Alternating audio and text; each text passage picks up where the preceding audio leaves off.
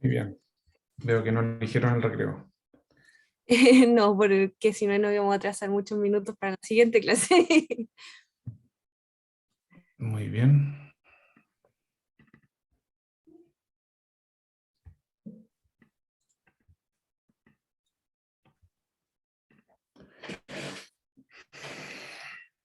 Bueno, yo les voy a hablar del trauma raquimedular.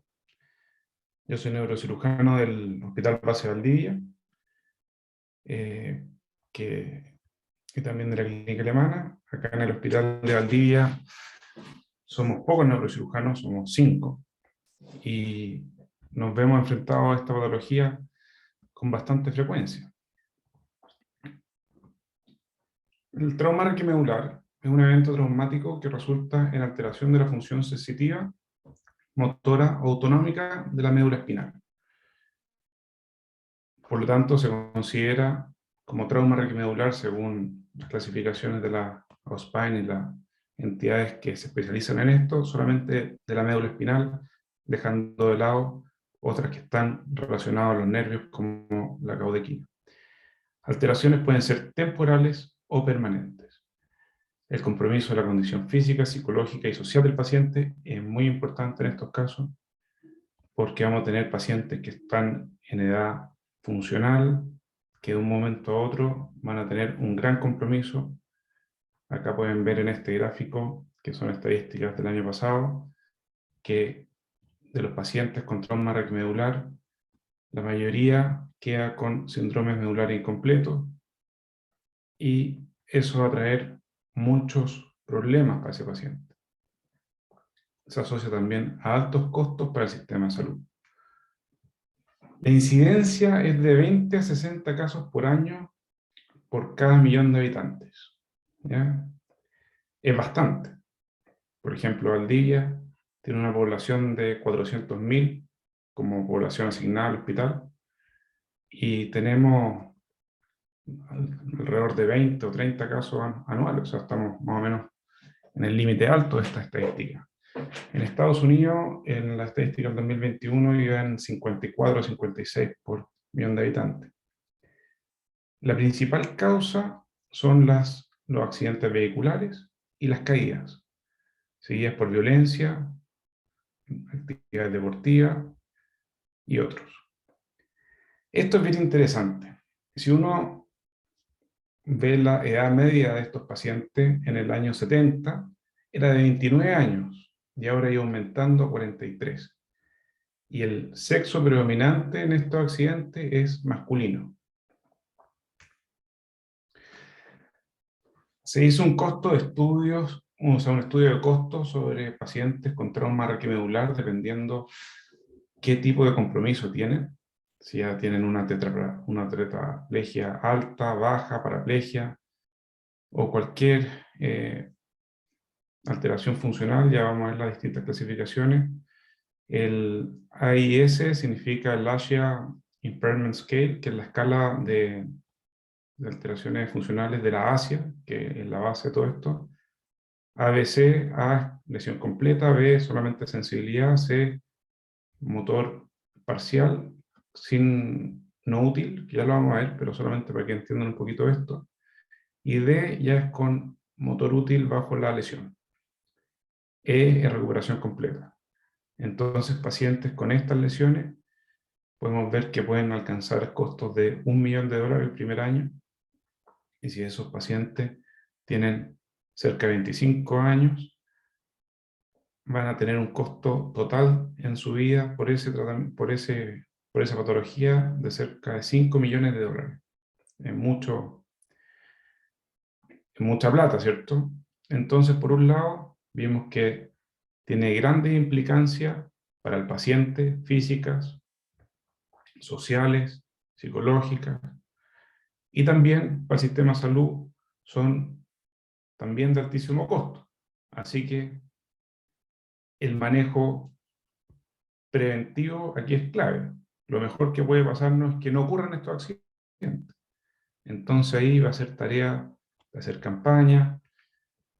Vean que dado que la mayor tasa, la mayor causa es vehicular, hay que mejorar en temas de de seguridad vehicular, el tema del uso cinturón, el tema de los airbags.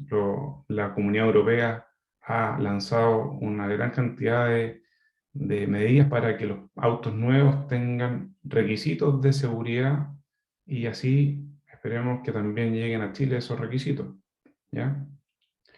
También educación, en cuanto, por ejemplo, nos ha tocado ver un par de casos de niños pequeños, 7 meses, que los sacan de la silla de las guaguas y las ponen a dar, por ejemplo, leche, papa, en el asiento delantero con el cinturón cruzado. Tuvimos un caso, la verdad es que bien impactante, y al chocar, como está el cinturón en la espalda de la guaguita, tuvo una lesión muy grave.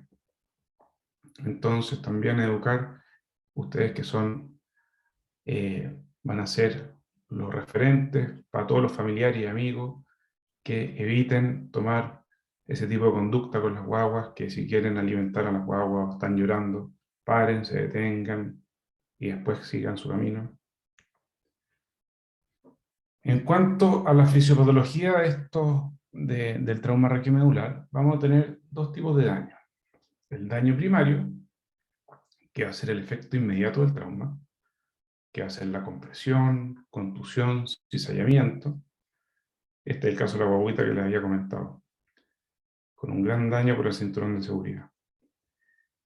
Y esto es irreversible, estas lesiones primarias.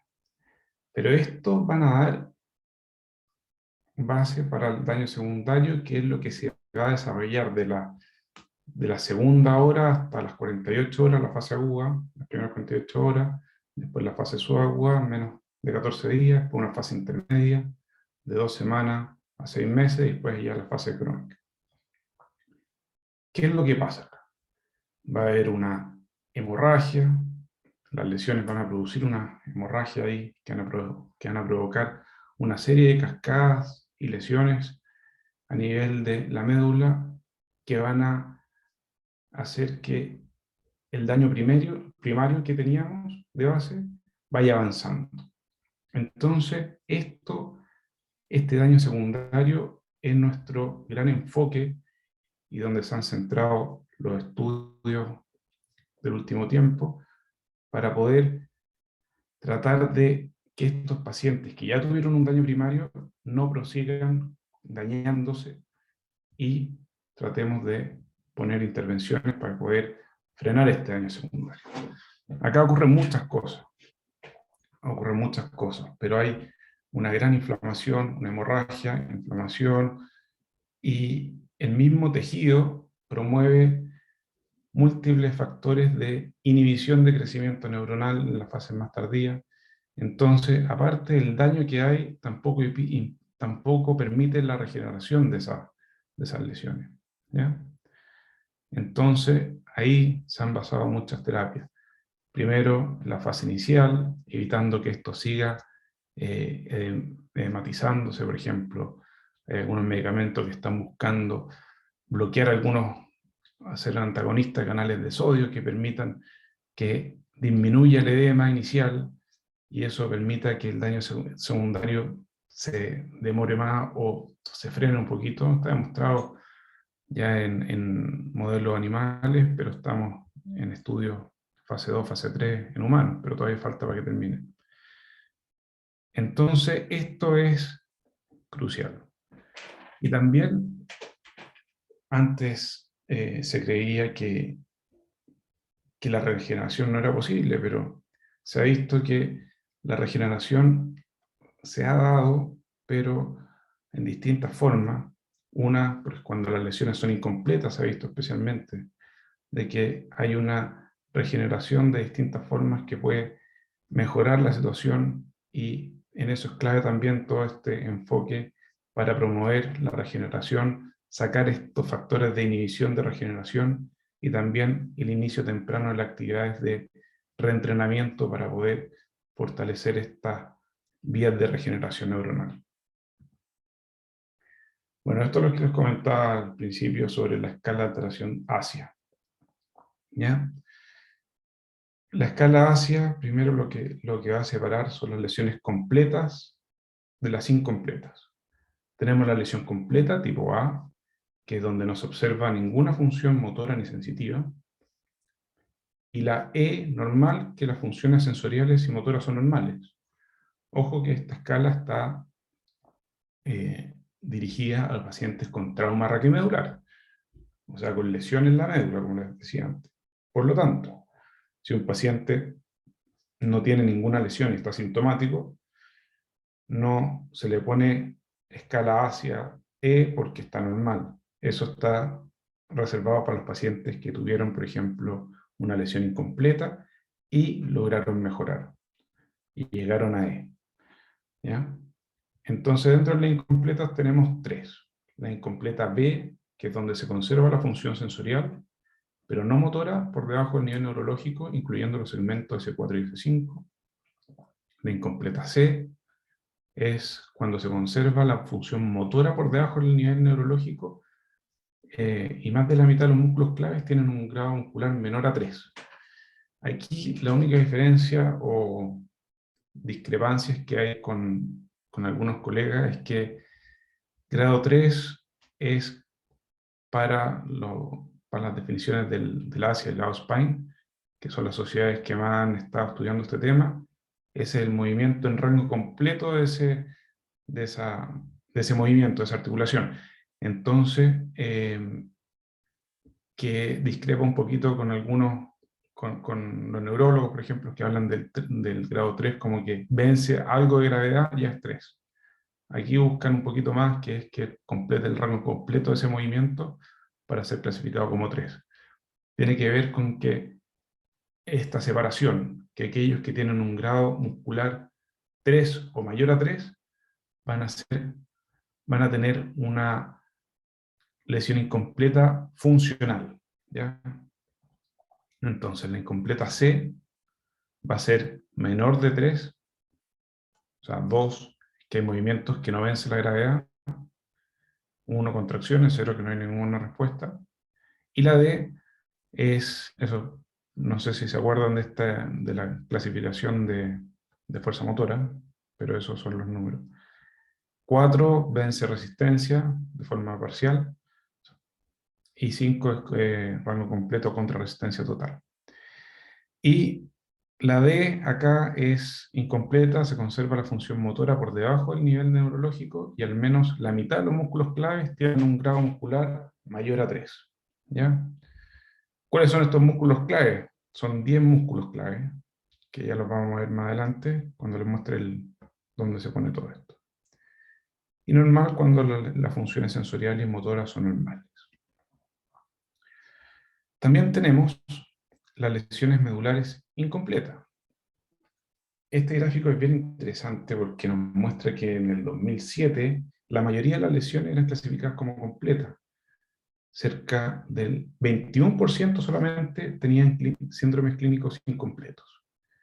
Ahora, según el Centro Estadístico Nacional de Trauma Raquiomedular del año pasado, desde el 2015, tenemos que el 67% es incompleto.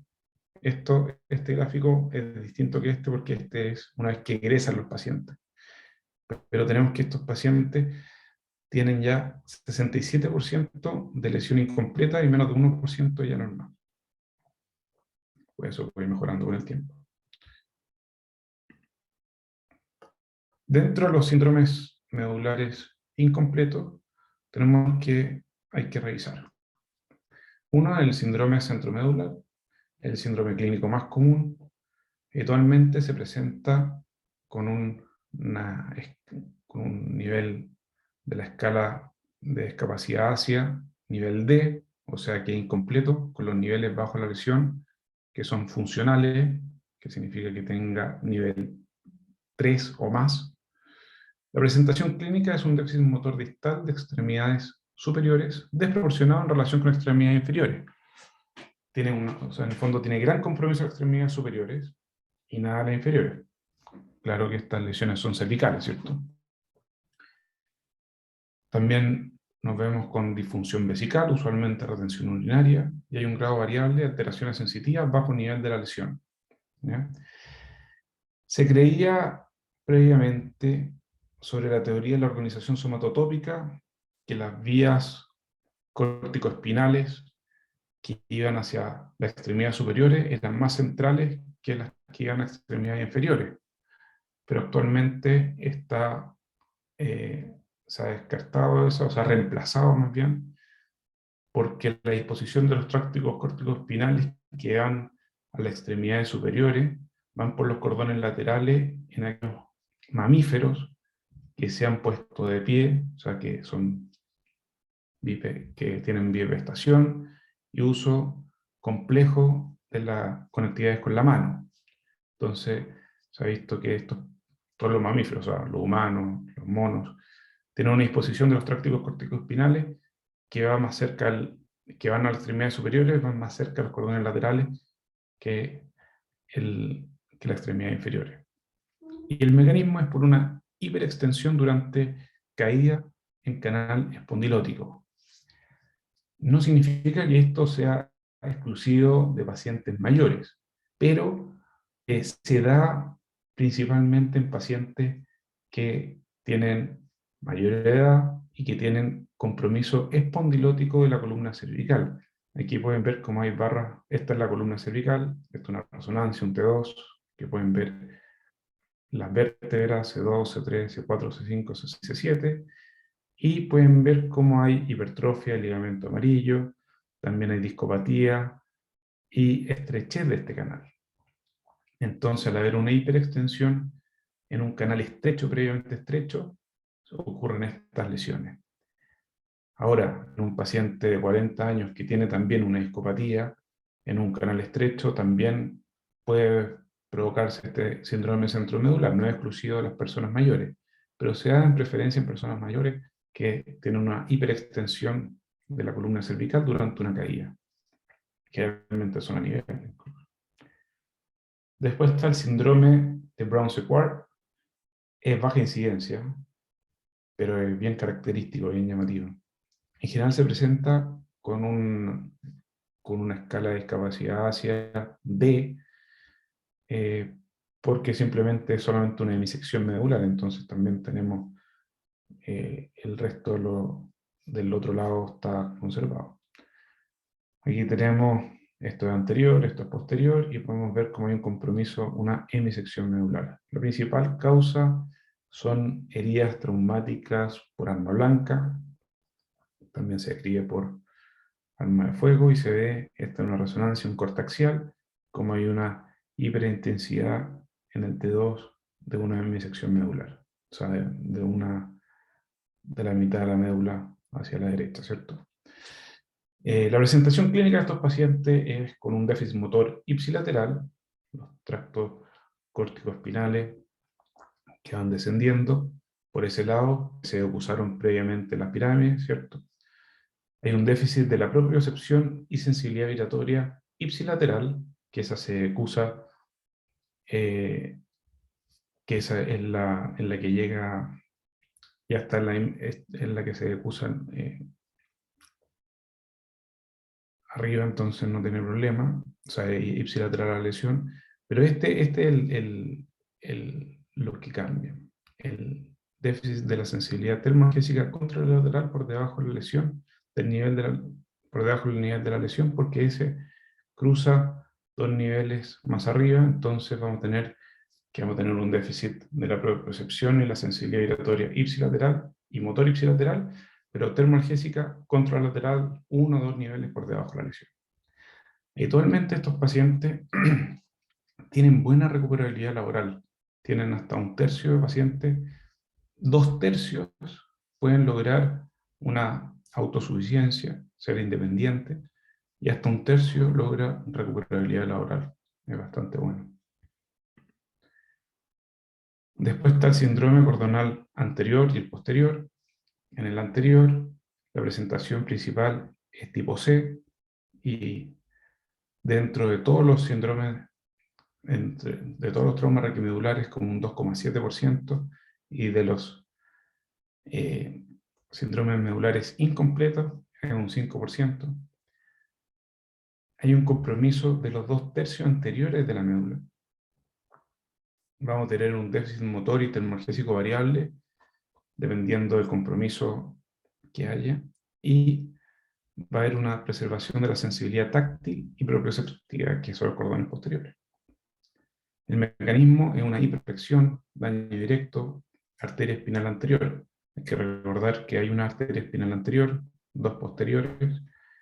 Esa arteria espinal, si se comprime y se isquemia, va a tener todo esto de compromiso. También puede haber una isquemia por otras causas, pero en general pueden ser por daño directo de un fragmento óseo o una producción discal que con la hiperflexión también daña directamente eso. Estos pacientes tienen mal pronóstico funcional, lamentablemente. Y el síndrome cordonal posterior se presentan en general tipo D, solamente tienen compromiso proprioceptivo y vibratorio. El mecanismo es por una hiperextensión. Hay dos arterias espinales posteriores, por lo tanto es menos probable que eso pueda afectar. También es por déficit de vitamina B12 y por tumores. El síndrome coromedular, en general estos se presentan la mayoría con un asia A, o sea, una lesión medular completa, o B, bajo la lesión, ¿cierto? Entonces estos pacientes pueden tener una paraplegia, anestesia de silla montar, pérdida de reflejos vesicales intestinales, ausencia de reflejo bulbocarnoso, paraparesia o paraplegia variable dependiendo del déficit, del compromiso del cono. Hay que tener en cuenta que estos se benefician de la cirugía descompresiva, puede haber hasta una mejoría esfinteriana del 64%, y la diferencia con el síndrome de caudequina es que la caudequina ocurre por debajo del cono, en las raíces que van saliendo del cono. Eh, eh, Algunos lo incluyen como otro síndrome clínico del trauma raquiomedular, otros más puristas buscan diferenciar entre compromiso medular del radicular. La gracia de la caudequina es que como son raíces, tienen una mejoría o sea, tienen mejor potencial de mejoría en comparación con la médula. Las raíces nerviosas pueden mejorar mucho más fácil. Si es que tenemos más o menos los mismos síntomas que en este caso, lo típico es la hiporreflexia, la pérdida también de los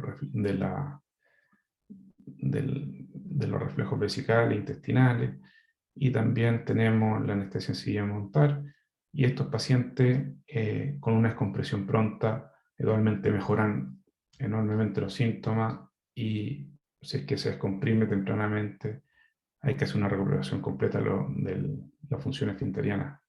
Así que es muy bueno. Este es la forma de poder describir a los pacientes con trauma raquiomedular. Existen, como les decía, 10 músculos clave y 28 dermatomos sensitivos.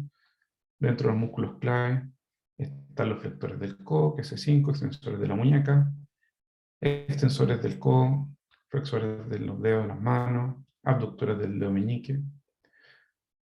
Después, en extremidades inferiores, flexores de la cadera, extensores de rodilla, dorsiflectores de tobillo, extensor del dedo gordo del pie y plantiflexores del tobillo. Entonces tenemos estos 10 músculos clave. ¿Bien?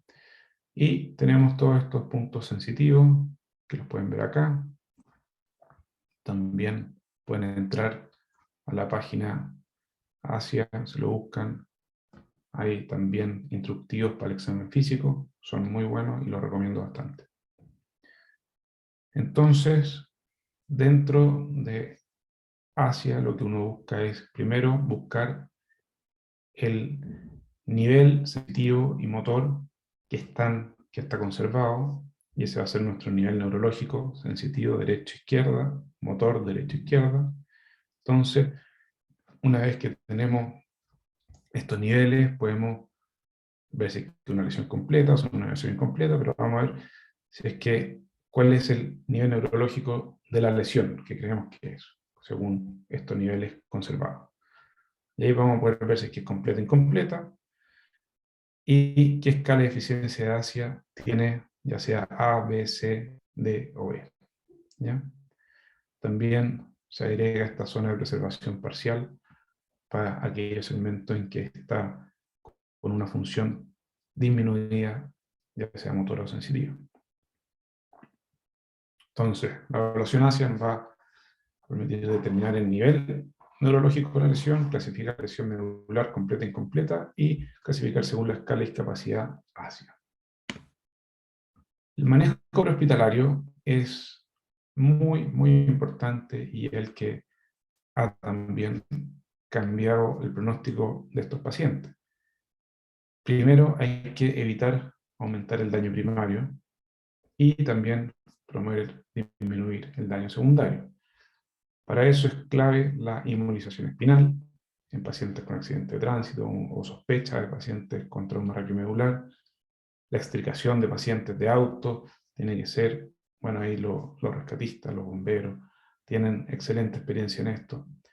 Tabla rígida, collar Filadelfia, que es un collar rígido, inmunizadores laterales. Hay también mecanismos que se usan para la extricación, también con la esterilización y la inmovilización espinal. Hay que mantener una buena presión arterial, siempre partir con reposición de fluido.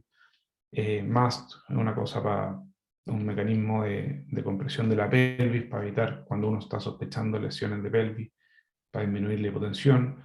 Si es que a pesar de una reposición de fluido no mejora, entonces usar vasopresores. Hay que mantener oxigenación. Hay que tener cuidado con la intubación. Hay evidencia que en mano experimental no se requiere de la extensión cervical para la intubación, pero si no, lo que hay que tener cuidado es no hiperextender el cuello para la intubación. Actualmente es muy difícil hacerlo si uno no es muy experimentado, entonces ahí se puede asegurar la vía aérea si es que es necesario, ¿cierto? El Glasgow menor a 8, o puede ser un poquito más de 8, pero en aquellos pacientes que uno sospecha que este paciente va a tener un compromiso respiratorio, cuando estamos sospechando de esos traumas raquimedulares cervicales, hay un alto porcentaje de pacientes que tiene compromiso ventilatorio en las primeras 48 horas. Por lo tanto, si es que el paciente está tetrapléjico y hay que hacer una derivación y el paciente no está completamente alerta, podría ser necesaria una intubación preventiva, a pesar de que no esté con Glasgow menor o igual a 8. Si es que, porque es mejor hacerlo una intubación preventiva en un lugar controlado que una intubación de emergencia en un lugar no controlado en el traslado, que va a ser más difícil. En caso que no se cuente con la experiencia o las herramientas para poder intubar con las precauciones adecuadas, por ejemplo está el videolaringoscopio, que probablemente no sé cómo funciona en otras regiones, pero por ejemplo en Valdivia solamente está en el hospital regional bajo el cuidado del anestesista, entonces no es algo que se disponga libremente. Se puede usar máscaras faciales o máscaras laringeas para proteger la vía aérea en el traslado. Examen motor abreviado. Todos tenemos en consideración que existe la ABC, la TLS, distintas cosas, pero estamos hablando de manejo prehospitalario. Eso ya es para el manejo hospitalario. El manejo prehospitalario es poder diferenciar si es que está moviendo las cuatro extremidades, lo que les comentaba antes, si es que no está moviendo las cuatro extremidades y estamos pensando en una lesión cervical, hay que tener cuidado y ahí estamos pensando en que el paciente se puede descompensar rápidamente. ¿Ya? ¿En quiénes no realizar imágenes? Cuando tenemos un paciente que tiene un déficit focal, que tenemos claro de alta energía, tenemos claro que hay que hacer imágenes.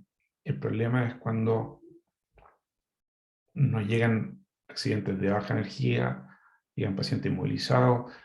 ¿En quiénes evitar el uso de imágenes? Ahí hay dos grandes estudios, está el Nexus y el Canadian Spine Rule, que van a ayudar a tomar esas decisiones. Para el Nexus se necesita que esté sin alteración del estado mental, eso significa que esté en Glasgow 15, sin ningún tipo de compromiso, ni bradisiquia, ni compromiso en la memoria, incluye hartos aspectos del estado mental. Si el paciente está sin alteración alguna del estado mental, se sigue también sin intoxicación y sin dolor cervical o sensibilidad en la palpación de la línea media posterior. También, obviamente, se excluyen los pacientes con déficit focal y que no tenga lesiones significativas asociadas. Por ejemplo, si tiene una fractura de fémur que le genera gran dolor, puede distraerlo del hecho que está con dolor cervical, que puede ser más leve en ese momento. Entonces, estos pacientes que tengan que esto es el Nexus, tiene una alta sensibilidad y especificidad para no realizar imágenes. Ahora, el Canadian C-Spine Rule lo que ve es que si es que el paciente tiene más de 65 años o lesiones con un mecanismo peligroso de la lesión, parestesia en extremidades, ahí al tiro va imagen. Si es que no tiene eso, y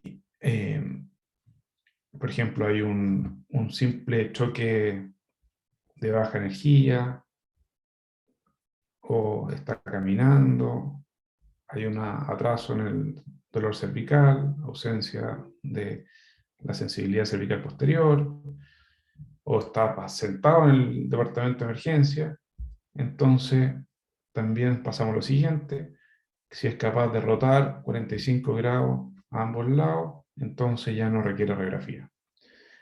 Ambos son para radiografía, ¿ya?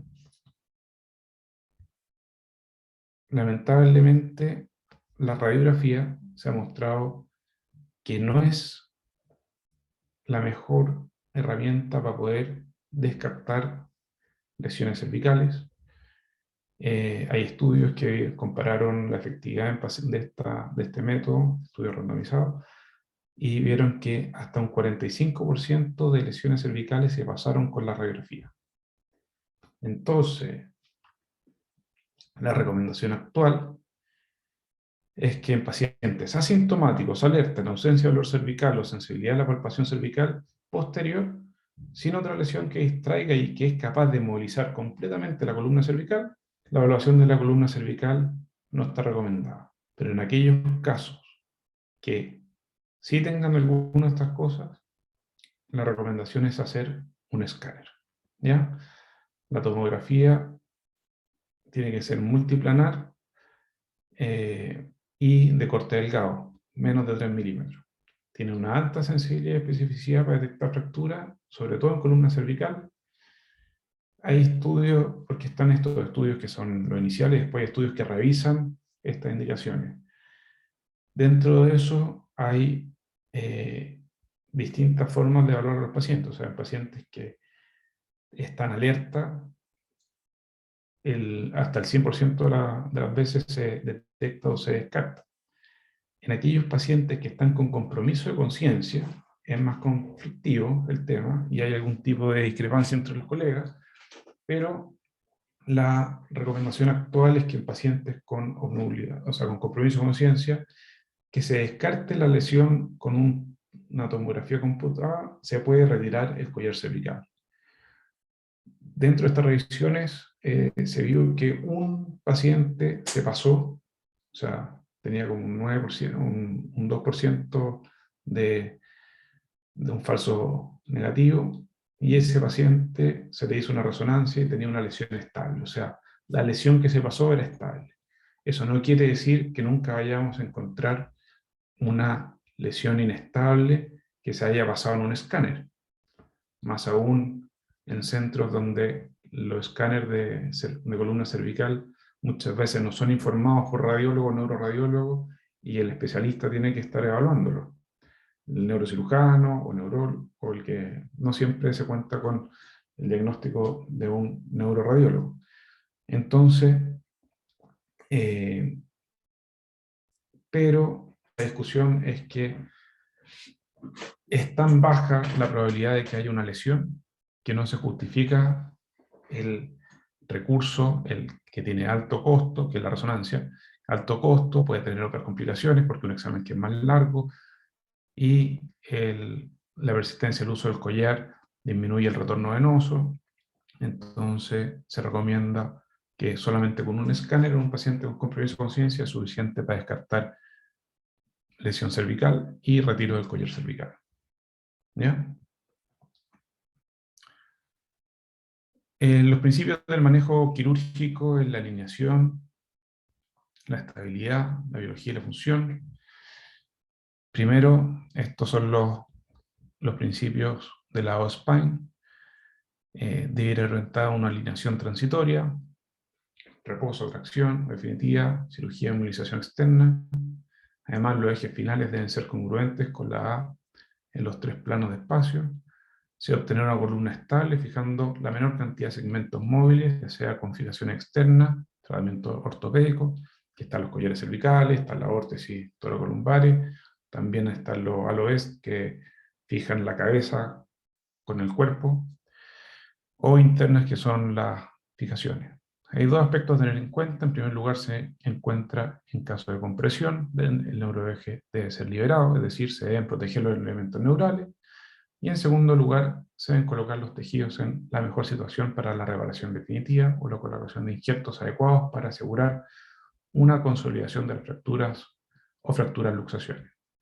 Y la función, la rehabilitación precoz para preservar o mejorar el movimiento. Entonces acá ya podemos ver que cuando hay compresión hay que realizar un manejo quirúrgico. Está este estudio que se hizo en el 2012, el STASIS, que incluyó 313 pacientes, y en base a que la compresión persistente, más la inestabilidad de columna, contribuye al daño secundario, es importante liberarlo lo antes posible. Entonces, previamente a este estudio, estaba la duda si es que operar de forma temprana al paciente empeoraba la situación, había más complicaciones o había alguna mejoría. Y este estudio demostró que randomizado, multicéntrico, que tiene 2,5 veces más, un odds ratio, ¿cierto? 2,5 veces más que favorece la descompresión temprana, que son menos de 24 horas.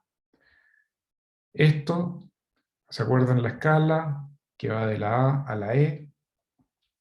Entonces, esto habla de la diferencia que hay a los 6 meses. 0 es que no hubo cambio, 1 es que mejoró 1 punto, 2 que mejoró 2 puntos, 3 puntos, o menos 1 es que empeoró. ¿Ya? En el caso de este estudio, demostró que los pacientes que se descomprimió de forma temprana, o sea, menos de 24 horas, comparados con los entre 24 y 72 horas, mejoraron significativamente en 2 puntos, y en algunos casos 3, pero lo significativo es esto, ¿ya? Que es un 18 versus un 9%, si no me equivoco. Entonces favorece la descompresión temprana. ¿Cuál es el problema de esto? Como habíamos visto antes, en los principios está el tema de la descompresión, pero también se debe obtener una columna estable, fijando la menor cantidad de segmentos móviles. O sea, si nosotros descomprimimos esta columna, pero la dejamos descomprimida sin una fijación, esto probablemente quede aún más inestable si la lesión era inestable y va a promover a más daño primario, ¿sí? Por el movimiento de esta columna. Entonces, en esos casos es donde requerimos de las fijaciones internas, los tornillos, y eso habitualmente o no siempre está disponible. Y los esfuerzos están a que en los hospitales públicos se promueva la disponibilidad de estos insumos. Porque, ¿qué es lo que pasa? Si llega un paciente con trauma raquidibular, por ejemplo, el viernes en la noche o el sábado en la noche, y no tenemos, y los insumos hay que hacerlos llegar de otra parte, esos insumos se pueden demorar 48 horas, pueden llegar el lunes o hasta el martes. Entonces, eso nos hace un gran deterioro en la posibilidad de recuperación de estos pacientes. Entonces la idea es tener insumos que estén esterilizados en el hospital. En el caso de Valdivia, hemos logrado tener eso para los tornillos toracolumbares, pero todavía nos falta para los cervicales posteriores o para el sistema cervical anterior, para poder descomprimir de forma temprana y así mejorar el pronóstico de estos pacientes. Voy a detenerme un poco en el uso de la metilprednisolona. No sé si han escuchado alguna vez ustedes que para los traumas requimedulares se requiere el uso de esto. La metilprednisolona es un corticoide que antes se usaba mucho. El NACIS, que es el estudio que inició esto, inició recomendando el uso y de hecho era un standard of care, era un tratamiento estándar para los pacientes con trauma regiomedular, a tal nivel que en Estados Unidos había demandas si es que no se usaba. Después pasó al NACIS 2, NACIS 3, y a medida que va pasando el tiempo se dan cuenta que la metilprednisolona no es tan buena en altas dosis. Ya les voy a mostrar las dosis. No es tan buena como se creía, de hecho, que hay más complicaciones que beneficios. ¿Ya? Y después en análisis posteriores, buscando dónde podría ser efectivo, hay evidencia clase 3 que recomienda su uso en las primeras 24 horas en algunos pacientes. Entonces, nivel 1, no está recomendado el uso de metilprednisolona. Esto también va para el GM1 Glangiocyte, que tampoco está recomendado, pero no lo voy a comentar ahora.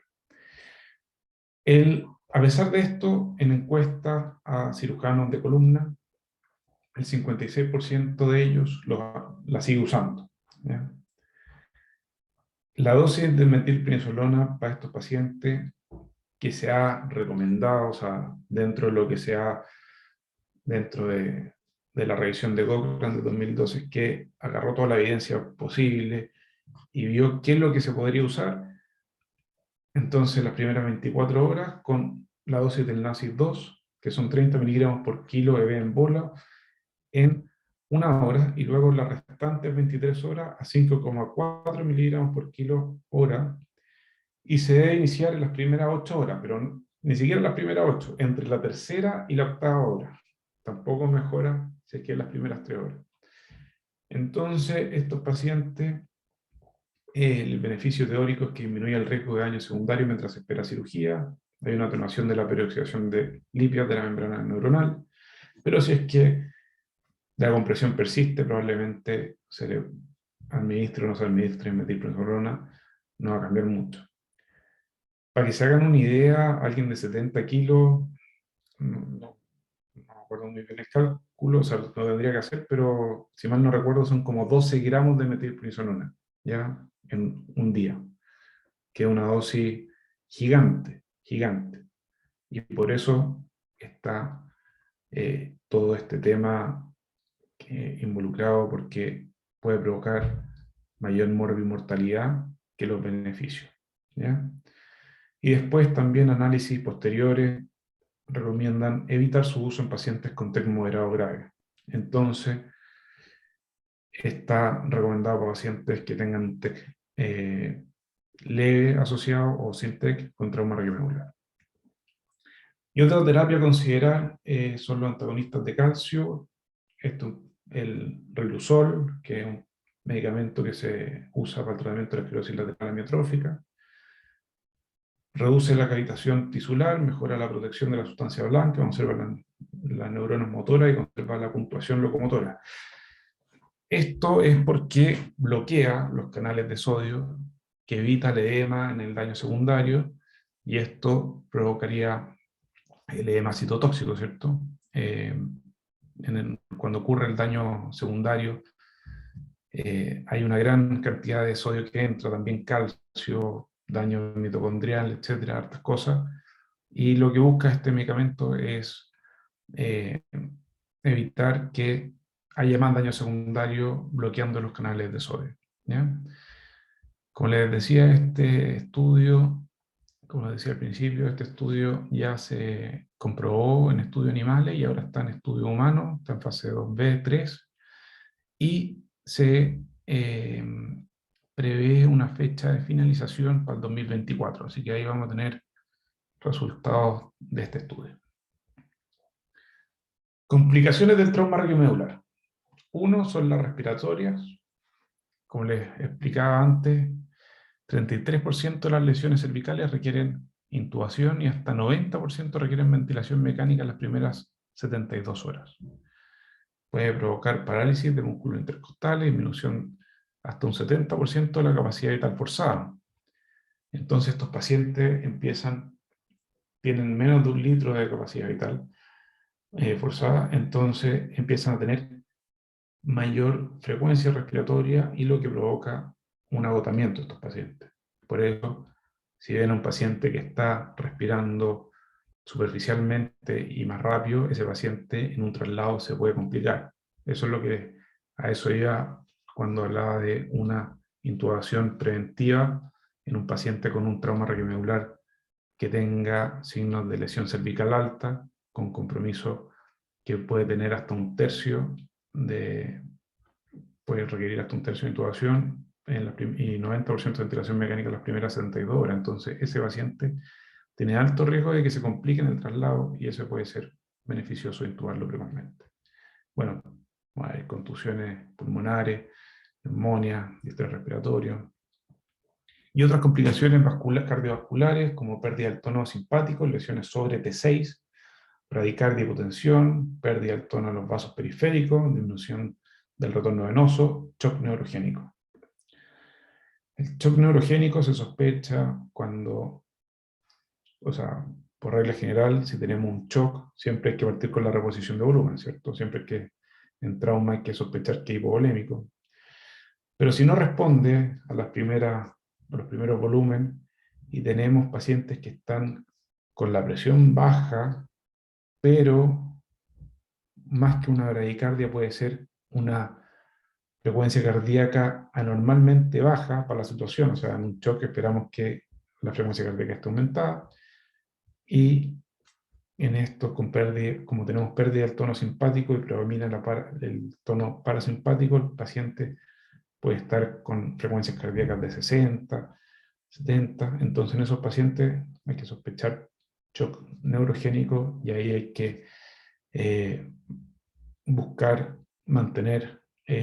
aumentar la PAM mediante vasopresores, ¿ya? La recomendación es mantener PAM entre 85 y 90, ¿ya? Eso es una medida algo arbitraria, pero es lo que se recomienda para el trauma radiomedular. Y también podemos tener complicaciones cardiovasculares como la arritmia y esta disreflexia autonómica, que pacientes que, por ejemplo, con algunos estímulos, por ejemplo, con el llenado de la vejiga, vamos a tener una respuesta simpática masiva y vamos a tener vasoconstricción generalizada, hipertensión, y eso va a provocar que disminuya el latido cardíaco, ¿ya? Otras complicaciones en pacientes con trauma radiomedular, con lesiones, son el alto riesgo de trombosis en contexto de la parálisis, especialmente las primeras 2 semanas, siempre uso profilaxis, úlceras por presión, trastornos psicosociales, que ya lo habíamos comentado un poquito, ¿cierto? Entonces, un trauma radiomedular es una condición muy seria con altas tasas de mortalidad y secuelas neurológicas mayores. Cada paciente debe ser analizado en forma específica y se deben tomar en cuenta todos los elementos asociados, como el mecanismo de daño, el estado neurológico y las comorbilidades asociadas para poder realizar un manejo adecuado. El uso de imágenes es esencial para confirmar la localización exacta de daño, evaluar estabilidad espinal y delinear compromiso neurológico. En este contexto, el escáner es la mejor herramienta para la fractura y la resonancia es evidentemente útil para el compromiso de los ligamentos y otras lesiones secundarias, ¿ya? Eso.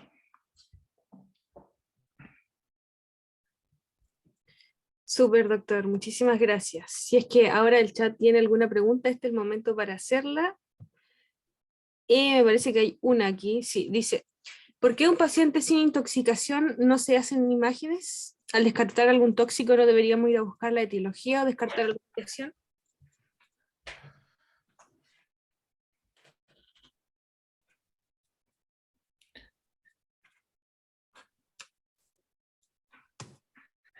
En pacientes, no es que en pacientes que no tengan intoxicación no se hacen imágenes.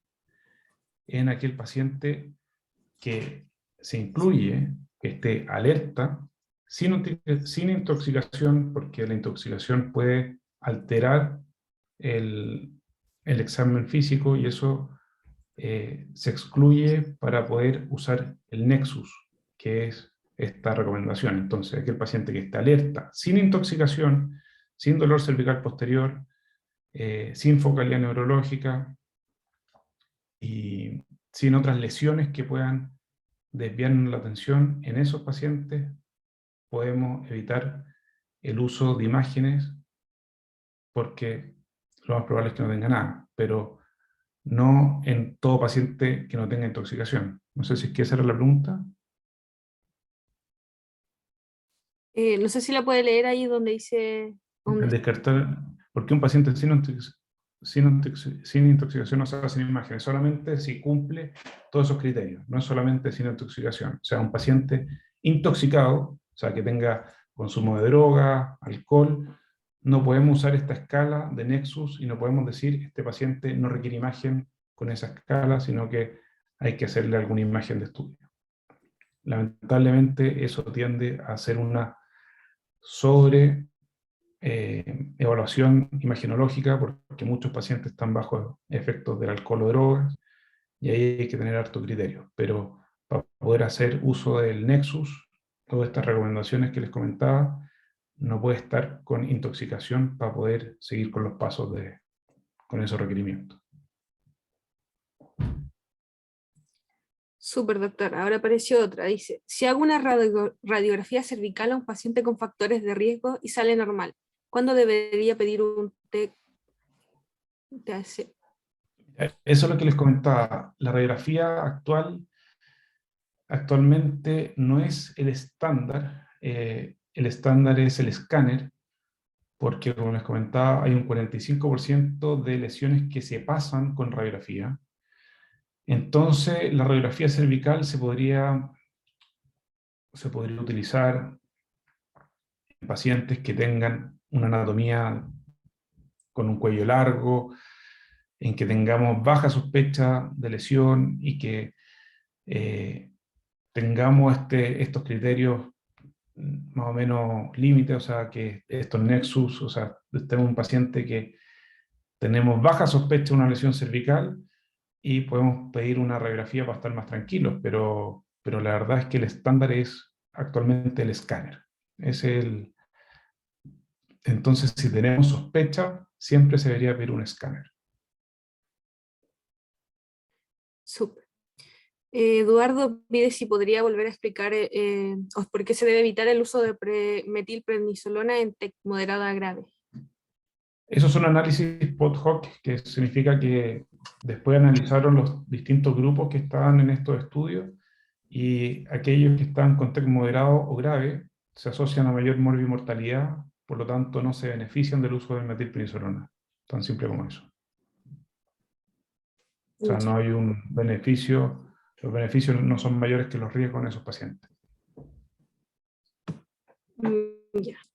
Si existe otra pregunta del chat, este es el momento. Bueno, agradecer igual la participación del doctor. Fue una clase muy interesante y espero que le haya servido a todo el público que está presente en este momento. Así que agradecido, doctor.